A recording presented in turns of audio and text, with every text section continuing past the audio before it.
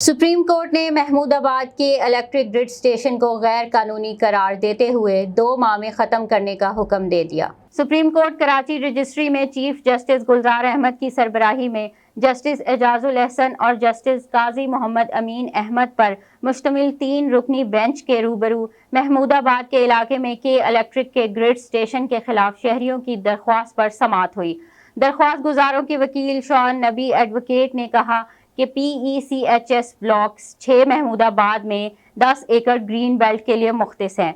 PECHS society ने green belt के electric को दे दी। ग्रीन बेल्ट का PECHS सोसाइटी से कोई ताल्लुक नहीं, ग्रीन बेल्ट के MKC की मलकियत है।